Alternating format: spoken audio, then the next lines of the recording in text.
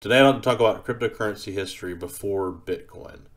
So, one of the questions that came up last week is, was there a cryptocurrency or an idea before Bitcoin? Was that a thing?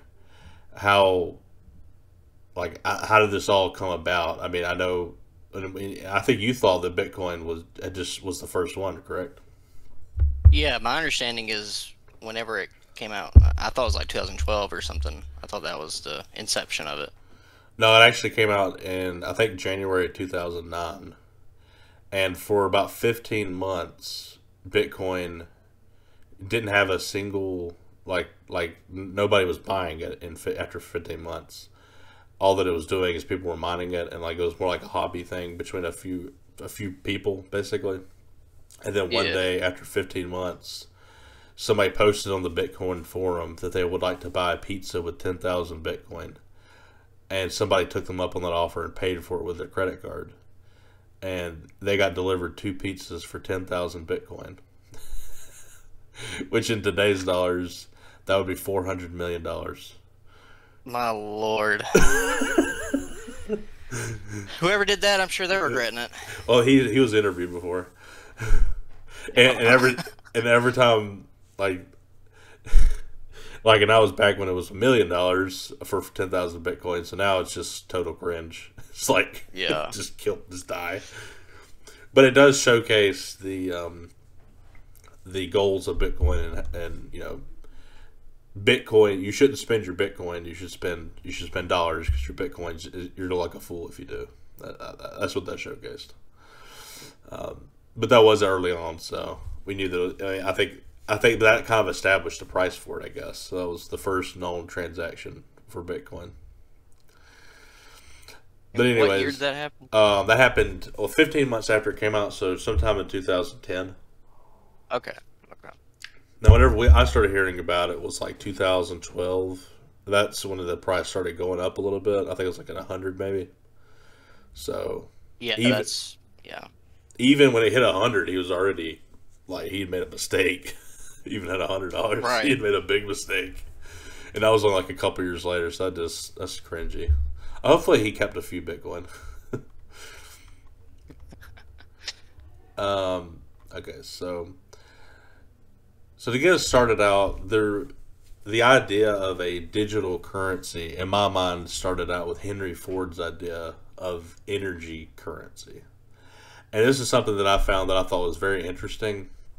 Um, he came up with this idea that you would, because he was all into cars and oil and gas, because he had made the Ford, and he pioneered the commercial car in a lot of ways. So he was thinking, to measure currency, it might make the most sense to measure it from a form of energy instead of just measuring it from gold or central bank currencies. Does that make sense? Yeah. So, like this, there was a headline back in 1921. He was saying, part of the New York Tribune, Ford would replace gold with energy currency and stop wars. Declares if government will give him muscle, Shoals plant, he can demonstrate success of plan to substitute natural wealth as a basis of world's money. So when he says saying natural wealth, he means like oil, gas, energy. So that natural wealth would substantiate the world's form of money. Does that make sense? So, so is he talking about when you say like replace gold? Do you mean like replace it with like oil and gas and Right. Well, we got to keep in mind back what? then the dollar was backed up by gold, so it was a paper-backed currency based off of gold as the reserve asset, and he saw gold as a negative because people could steal it. Does that make sense? You could steal the Okay. gold. It's hard to steal a system, creating energy, and just like take it over and run it perfectly well. That requires people and things, and a lot more components behind it besides just there's gold. Because gold, you could just go steal it. That was the idea behind this. Will stop wars, basically. Right. So, and what he means is, instead of a dollar backed up by gold, it says right here actually, there's a quote. Under the energy currency system, the standard would be a certain amount of energy exerted for 1 hour that would be equal to $1.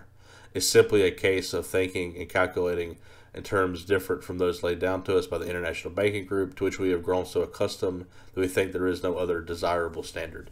So he was talking Bitcoin ideas in the 20s. Yeah. Which is kind of crazy.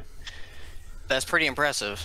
Yeah, I mean, this is because that's what Bitcoin is. It's mining, and mining is the digital exertion of energy that creates Bitcoin, which then we think about in dollar terms. He was talking about making it, just changing how dollars are evaluated entirely.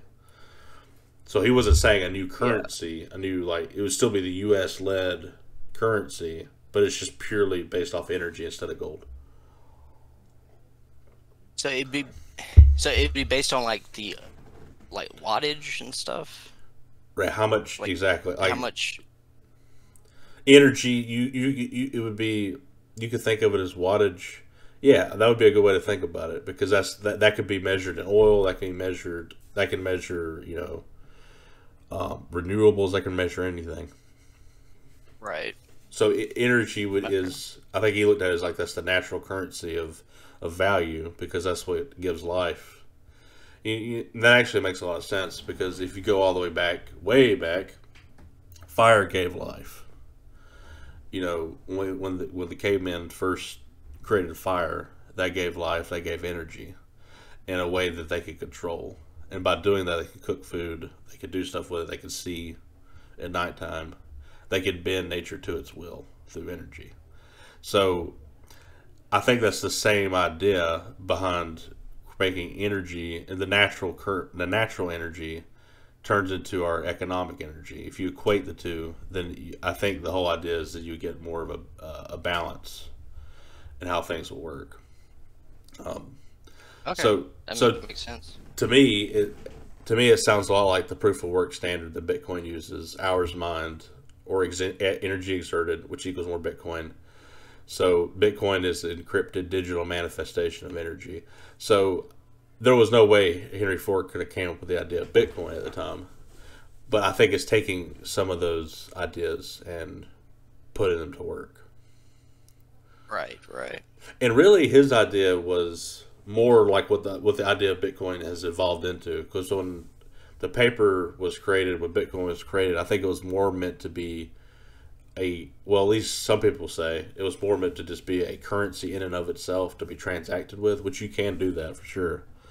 But this was like saying the dollar should be measured that way. It wasn't like a new private currency. So energy would be the reserve asset, like gold was. Right. He was just making the case that energy is the better thing to base the currency off of versus gold. Right, and that would be if the United States decided to take Bitcoin as a reserve asset. That'd be literally the same thing. Right. In my mind, it would be the same thing. If that ever did happen. Yeah, if that ever did happen, but I just love the fact that he was talking about it in wars even back then, and I was right after World War One, so he saw a need for that. Yeah. I just think that's pretty cool that those ideas, like somebody was even able to imagine it back then. Yeah, that blows my mind. Hard to believe. Yeah, but anyways, so that to me is the first idea of I guess at least some ideas were taken from Henry Ford's idea. The energy currency. It's actually possible now. Back then, I don't think it would have been possible. It would have required total buy-in from everyone. And I don't really know how they could have made that work. I think, especially back then, I guess they'd have to make it on paper. That could have been screwed with too. You know what I mean? Because it wasn't digital. Yeah. It wasn't. It didn't. It couldn't have worked either. It could have been fucked with too. Yeah. Okay, so David Chaum and DigiCash. That's kind of the first crypto, I would say. He's the one who actually created something called blind signature technology, and it was designed to ensure the complete privacy of users who conducted online transactions. Now, Bitcoin isn't 100% private. You can look; it's a public ledger, so you can go back and look at every single transaction that's ever occurred. However, you don't know necessarily know the wallets that's used. You know what I mean? So this Right. idea it was seen as something that would be necessary with the internet because it was really like privacy in mind, and that's still a big debate today because Facebook's real centralized. They take your data. You don't necessarily have control of your data, and that centralization doesn't. There's not a lot of privacy today, and that was something that was thought of back in '82 by this guy. Yeah. So, like I'm saying, even at the beginning stages of the internet, the idea of private anonymous transactions was thought about, and was and those ideas were actually put on paper and thought about. And I think that's pretty cool that back in the '80s they saw what could come from the internet, which I think that takes a lot of foresight. Yeah, they saw its potential applications and you know Yeah, how valuable it would be. yeah, and it kind of reminds me of um, at work. I worked with someone that was a little older, and she remembered when were no computers whatsoever, and she remembers her boss telling her, "Hey, you do know one day all this paper, all these folders, all these files will be on that computer that you're using right now to do these basic things." Actually, she didn't have a computer yet. She was she was using film to take pictures of the files to make copies of them, and that was their way of making hard copies of the data.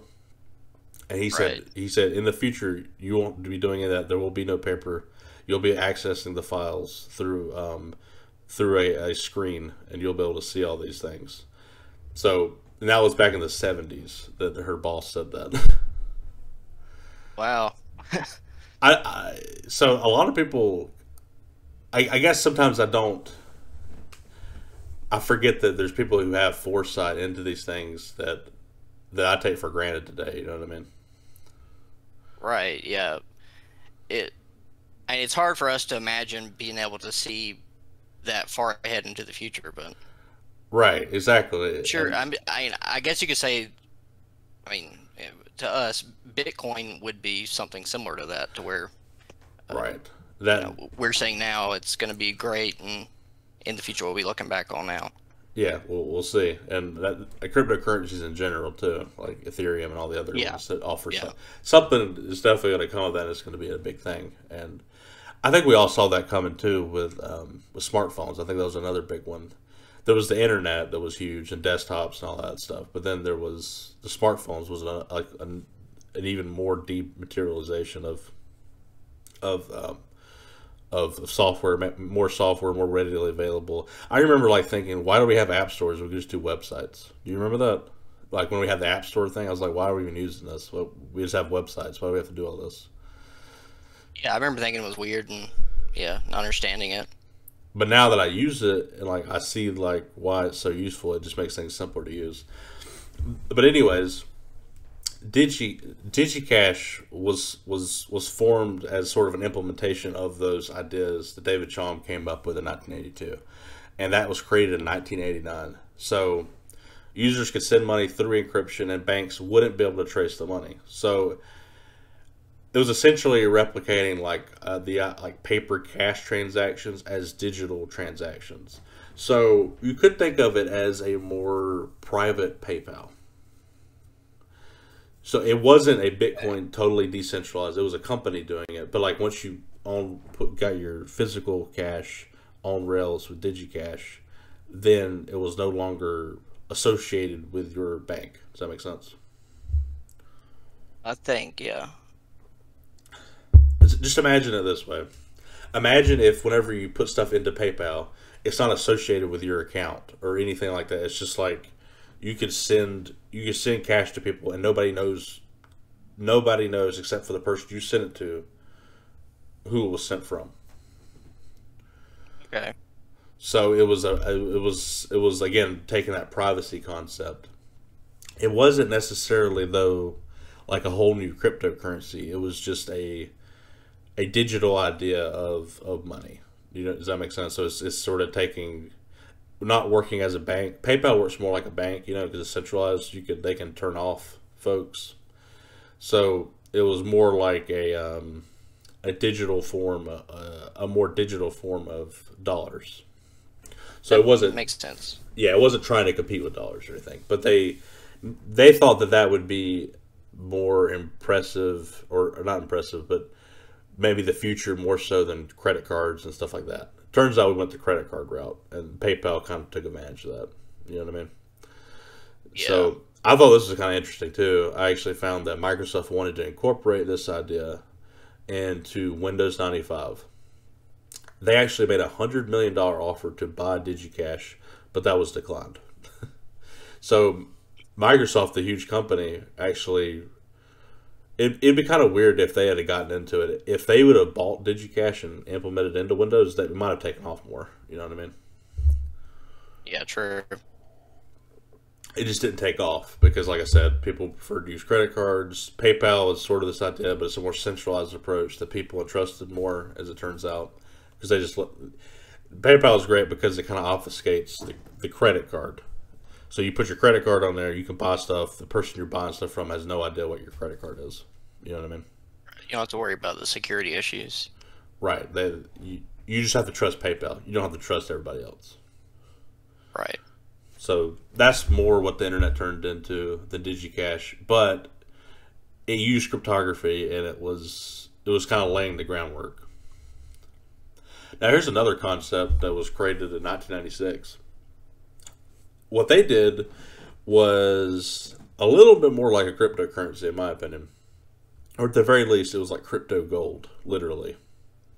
They bought gold and kept gold in a vault, and they released shares of this gold, essentially, and you could buy as much of it as you wanted to, and then you could send it to people and use it as a digital means of exchange, and then you could cash it out and retrieve your money in a bank. So it was sort of like it was almost like a centralized crypto exchange in a sense, but it wasn't crypto in the pure sense because you couldn't send it to a wallet and all that good stuff, but you could buy shares of gold, send that to other places, and if the gold appreciated, your value also appreciated. See. So it was replicating the gold standard of the past, and fortunately, eventually the government shut it down due to terrorist concerns in 2001 due to the Patriot Act. So that didn't work out so well. What's the terrorist concerns? I'm not. What does that mean? Folks from the e-gold were, some of them, not all of them, but some of them used it to buy shady stuff, criminal stuff. Okay. I see. But that happened with Bitcoin too, and it still does. At the start of Bitcoin, I don't know if you knew about this. It was called the Silk Road. I haven't heard of that. So the Silk Road, I believe, started in 2012, or it might have been 2011. 2010 or 2011, one of those years. It might have been 2010 as early as that. I can't remember exact year. But what that was the first exchange set up purely for Bitcoin. So it was definitely after the pizza event. So we'll just say it was 2011. I don't know the exact year. But anyways, what happened there is people could set up, it worked almost like an eBay for Bitcoin. So you could say, hey, I got this for sale. You send me X Bitcoin, and then they could send you the Bitcoin, and then you get something in return. Does that make sense? Yeah, yeah. But the thing that was shady about it is a lot of people are using it for drugs and other illegal things. Oh, Silk Road. Are you talking about that like dark web site? Yes. Okay. So eGold went through a similar thing, and the government shut it down, took all the gold, and I don't know if they refunded any of the people who were using it legitimately, but they arrested the owner and threw him in jail. I see. I don't think that's right, because I mean, why would the owner get arrested? It's not like he was the one trading with the people, you know? Yeah, I mean, unless he was somehow involved with it. I don't know the story, but Right, I guess I don't know the full story, but if he wasn't involved with it and he just happened to run the website, that seems kind of crazy. Because to me, then Yeah, PayPal should be held accountable. Because I know there's right. PayPal transactions that happen for drugs and stuff. That happens. Oh yeah, sure it happens. I mean, that's probably not the smartest idea, but people do that, and people use eBay for shit like that too. Yeah. They'll say it's something, and people know this. You can find transactions on eBay that are really shady, like stuff that's not worth a lot for some reason selling for a ton. That makes no sense. That I feel like are probably people either laundering money or possibly buying something else under the idea that it's something else. You know what I mean? Yeah. So I don't, maybe he was a part of it. I don't know. But the people who used it legitimately, I don't know if they got compensated. But there's actually. This was back in. Go ahead. Sorry, you go ahead. You go ahead. I was gonna say this was back in like 2001, so it could just been they didn't fully understand like the internet and all that. That's true. Yeah, I think you're right. I mean, it was kind of a cool concept. They were trying to bring back hard money, but it just doesn't work because at the end of the day, gold is still physical, and if the government wants to shut it down, they can easily shut it down because it was so centralized, So it didn't work out. Right. So you could say maybe lessons were learned there. I don't know for a fact whoever created Bitcoin took those lessons. I would imagine they did. I would imagine they would know about all this stuff because it's all related, Yeah. Okay. Hashcash was pretty cool too. It was created to prevent email spam. I thought it was a really inventive way to do it. So, in order to send an email, your machine had to do some work, and then it would send an email. So it would do some pointless computation, then it would send the email. That was the idea. Is that by doing that, you would reduce spam. Well, why would that reduce spam?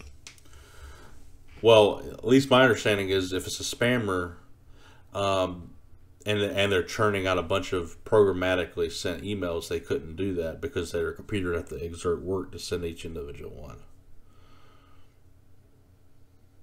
Okay, I see what you're saying. So it has to do like a 20-second computation in order to send an email.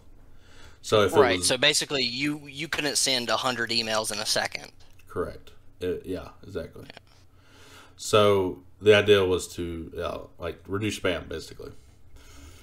Okay. The guy's name was Adam Beck. He was the creator. He wrote a paper on how to do this.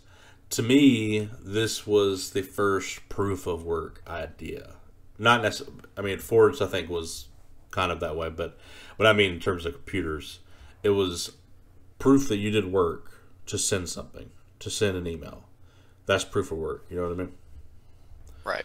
And that proof of work is the mining idea for Bitcoin. So that nugget of valuable information is why the mining network works so well.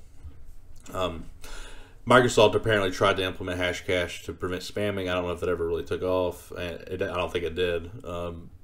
But Adam Beck also detailed in a paper how this could work for digital currencies as well before Bitcoin. And so there's even speculation that Adam Beck is actually the creator of Bitcoin. I don't think that's true, but I have no idea. Speculation? Yeah, that he's the creator of Bitcoin. Well, it is interesting. He had these ideas back in '97. Yeah, he definitely inspired whoever did create it. Yeah. I was actually listening to some Bitcoin guys say that Bitcoin was created by an alien. Well, I don't think so. And then that same guy says he said it was either an alien or somebody who came from the future. From the future, maybe. That's more believable. That's more believable. I'm just kidding. Well, technically, people from the future would be aliens too, wouldn't they? And they'd be alien to us. Yeah, that's what I'm saying. They'd be aliens. They're not from this world. Yeah. They're from a different world. Yeah, true. But anyways, I think that laid some more groundwork for how the idea could blossom. Um, that proof of work idea is very fundamental to Bitcoin working and working well. You know, that whole virtuous cycle we talked about last week.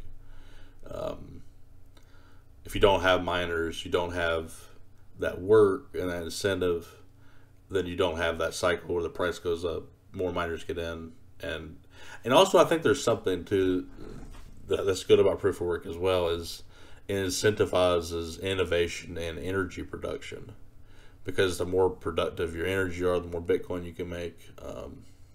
So, and by incentivizing better energy production, I think you're also helping the proliferation of renewables. True.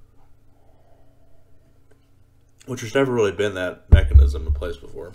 Somebody was talking about, well, there's actually, I'm sorry to go off of a tangent here, but there's also this, I can't remember the country, but they're going to be using some energy source. It's somewhere, it's an African nation. They're going to be using an energy source to mine Bitcoin to help raise money. I thought that was kind of cool. Oh yeah, that is neat. I can't remember the country's name though. Okay, so I mean, I kind of go back over how it all relates. You know, you had Henry Ford. He measured currency or economic energy by literal energy, which was his idea, but he was going to convert it to dollars, which is not how this has turned out. We've done it through a different mechanism, which is Bitcoin. Bitcoin deployed the idea of proof of work, which was created by Hashcash, but Hashcash didn't really take off, and it was really had a very pigeonholed idea just to prevent spam, and that's not that great. That's not that meaningful, but to be able to do it for currency, I think that's much more meaningful. And I think one thing to take away from this is decentralization is the key to Bitcoin's success. Do you agree with that or disagree with that? Yeah, I absolutely agree. And also, don't you think the idea that who the hell is Satoshi Nakamoto? Who the fuck is that? Doesn't that kind of help too? What do you mean? Like, because he's like a nobody, and or we don't know who it is. Like, there's something I think that there's technically not a leader of Bitcoin. There's not somebody who made it. I feel like when there's somebody who made it, it makes it seem less legitimate in a way. Yeah, I mean, yeah. At least in the beginning. Yeah. Well, Ethereum has a creator, and everybody knows him as the creator, so people look to him for information. So it's still kind of run like a company. You know what I mean? Solana has a creator. It kind of is run like a company because of that. Bitcoin does not have a creator that we know of. It has a creator, but it didn't have... The person's not known, so we're not looking to somebody to guide the whole system. Right. Like Ethereum is still pretty... Go ahead. It lets it be more laissez-faire, I guess. Right, and the decentralized that, and I think not having somebody just helps it naturally be more decentralized. And I think also that kind of helps it too. Like, who's the government going to attack? Who's the government go after? You know what I mean? Right. There's no target. No, you just have to you just have to ban mining, which is what China did, and ban selling of it. So you could ban mining. That's a good way to hurt Bitcoin. But that happened in 2021, and no, mining was banned in 2019. Buying and selling of it was banned in 2021. And it's still being bought and sold. 20% of the transactions of Bitcoin are still in China, even after they banned it. Really? Yeah. That's pretty crazy. Now, the mining is zero. The mining is zero because that's kind of, it's easier to stop the mining. But to stop the transacting is like impossible. Right. So yeah, there's people still transacting it in China, but they're not mining it, of course. But that showed how resilient the network is, and that's why the decentralization, I think, is so key. Because, like in the gold's case, we're shutting you down, taking all your gold, screw you, you're done. you know, and the people who Yeah. were doing it legitimately got screwed. But anyways, um, I thought this was another good point to make. I believe Bitcoin has succeeded so well, despite you know the fact they don't have a leader. It doesn't have a leader. It's decentralized. But whenever somebody discovers Bitcoin and realizes how cool it is and they really like it, they take ownership of it and they kind of own the idea, and it's like their idea. Do you know what I'm saying? Say it one more time. What I'm saying is, since there's not like a true leader of it, whenever somebody discovers Bitcoin and starts to learn about it, they kind of take the idea and take it as their own idea. Not literally their idea, but I mean, Oh like, yeah. they wear it as like this is we're all a part of this, blah blah blah blah. You know? Right. It's like a sense of camaraderie almost. Right. Like when you got Michael Saylor out there, you know, evangelizing it like crazy. Saying like Yeah. kings will be made, and like he's like a freak about it. He talks about it every day pretty much, which I think is kind of fascinating that a billionaire literally is devoting his life to this thing that he discovered 2 years ago.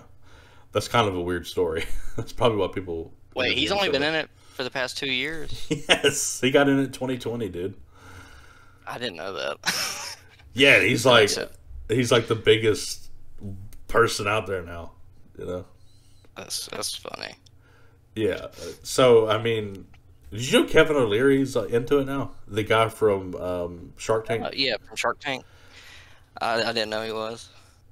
Yeah, he's a freak about it now. And what's so funny is I watched his old interview of him, and somebody told him, he's like, "Yeah, I have half my net worth in Bitcoin." He's like, "You're a freaking idiot." That's what he told him. And now he's buying it, and he was at the Bitcoin conference this year talking about it, and now he's like a freak about it. And it's just eating his words, man. But even somebody Yeah, found it. Oh, sorry, go ahead. I was gonna say, yeah, he's done an about face. But it's funny. Somebody found a tweet from Michael Saylor from 2013 saying, "Yeah, Bitcoin's about to go to zero. It's used for gambling. It's all bullcrap." And I'm sure, 2013. yeah, I'm sure he heard about it like we did when it went up randomly, and he probably came into his mind for a second and just said, "Yeah, this is all bullcrap." Basically, what we did, basically. Yeah, and I thought it was a scam back then too. It does. It definitely. I mean, back then it wasn't like well documented, all the ideas and stuff. It was. I remember I had to read through these weird message boards and trying to piece together information. There was like 3 YouTube videos on it. It was like nothing. You know what I mean? You could Yeah, read it those. It wasn't much. Yeah, it was very sparse. It was hard to get anything. It almost impossible to really understand what was happening. Well, you also had Silk Road, and that Silk Road incident. I remember that shit getting shut down, and I remember thinking, "Oh, I'm Yeah, I definitely remember that. I'm not messing with Bitcoin." That's crazy. Yeah. But I mean, that's how it is with everything. I mean, if you get in earlier, you're taking more risk, so you get rewarded more for it. Because there was a strong likelihood Bitcoin did not succeed. It just did. So, I also wanted to compare it to some people call Bitcoin a religion, which I think is a bit ridiculous. But some people do act religious about it. Oh yeah, definitely. Like the guy saying an alien made it. I mean, that's what. Yeah, adding to the lore. Yeah, and I've heard some people call it's immaculate conception, because nobody knows what happened.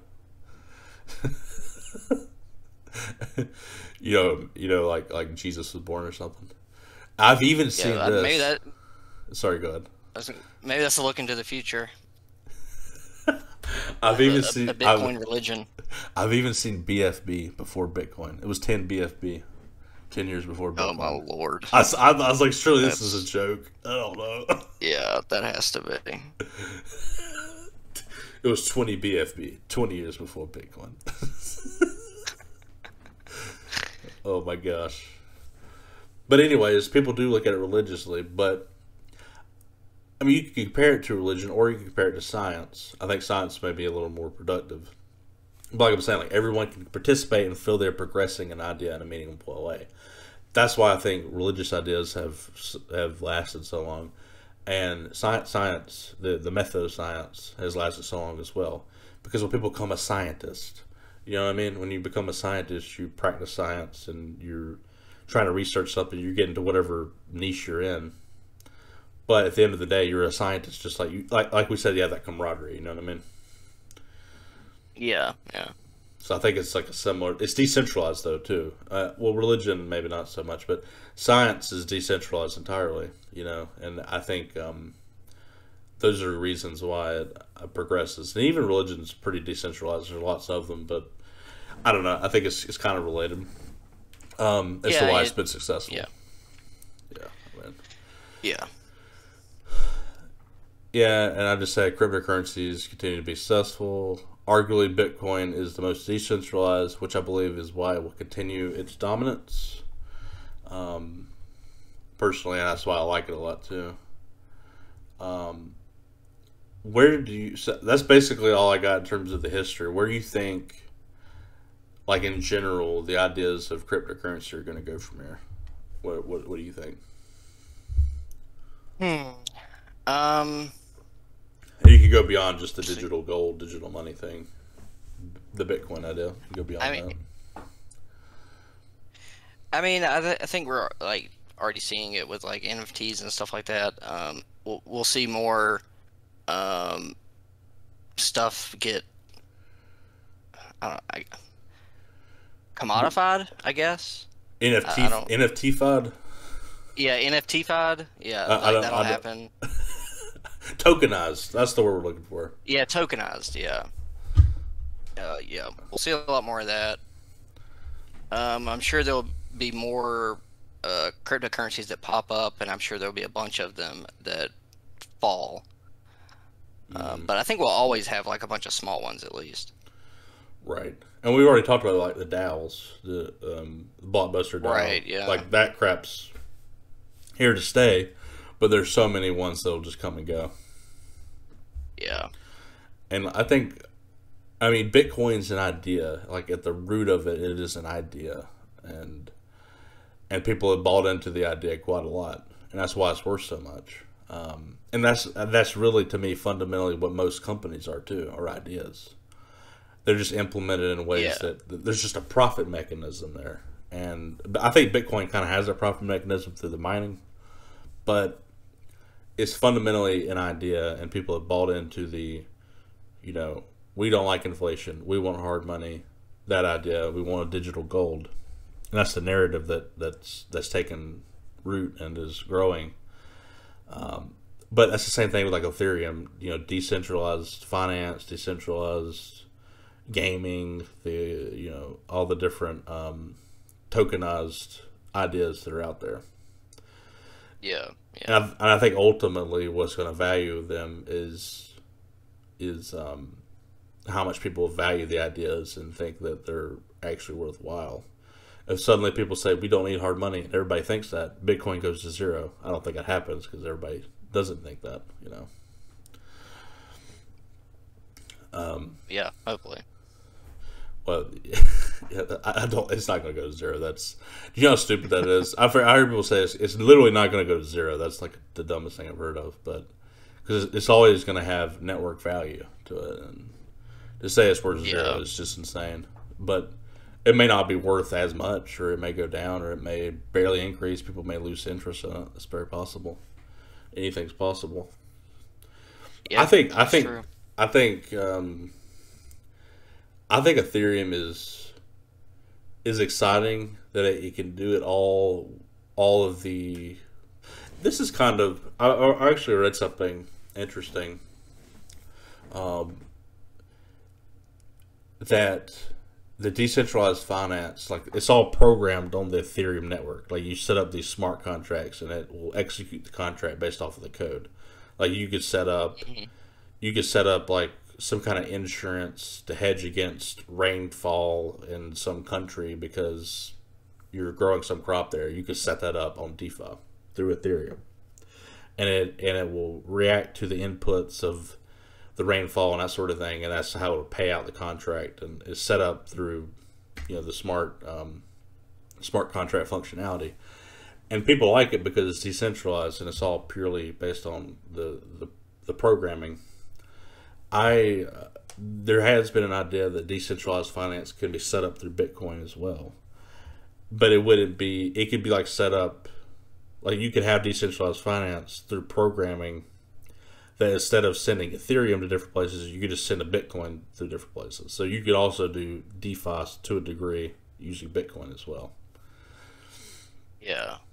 So their point is you don't necessarily need Ethereum to do the smart contract stuff, but or the Solana. But I think those ideas are still good too. I like both of them, to be honest with you. Yeah, and it seems like it's got a lot of applications. Well, especially with like gaming and stuff, I think that's like the most exciting thing. I want to see. Honestly, I still play the crap out of Halo Infinite. I want to see. I wish they would make freaking NFTs for that, because I see all this cool equipment and stuff that you can buy, but I know that I can't resell it. You know what I mean? Right. So Yeah. I'm like, screw that. I don't want to buy that. But if I knew I could resell it when I got sick of the game, or it's got some kind of value, that'd be pretty cool. I mean, that's coming. That's close around the corner. I know, man. I don't think people realize how much money they're losing, though. Like, I don't know if they really understand it, because there's so many. That was all. You remember how, whenever digital gaming started, I was like, I'm not doing it because what you can't resell it. Remember? Right. Yeah. I mean, I've kind of given into it a little bit, only when there's really good deals. I rarely buy a new game that's digital, unless it's like the only way to get it. I rarely Right. do that because I can't resell it, and that just pisses me off. Yeah. But that's, yeah, that's the thing I'm looking like the most excited about in terms of like real life stuff, to be honest with you. But we'll see. Did you have anything else you wanted to add? Any other thoughts about the kind of the history of Uh, crypto? Not really. I mean, I enjoyed having me on. Yeah, I do want to show my website.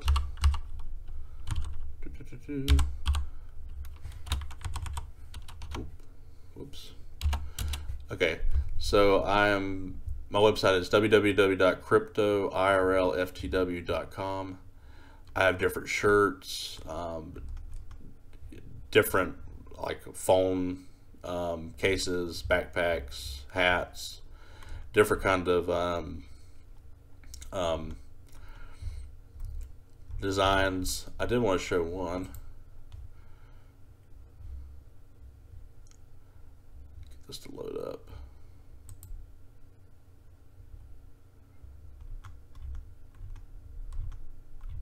Well, there it goes. Yeah. This is one of Michael Saylor. This is kind of a meme. I think it's pretty funny. Bitcoin is digital energy. And it's got his face. And Clint made this for me, actually. So, Yes, I painted it. Clint's an artist. You're going to have to make NFTs too. Yep. Maybe eventually. When it's less scammy. Yeah. All right. Well, that's all we had today. Until next week, we'll talk to y'all later. Yeah. See you.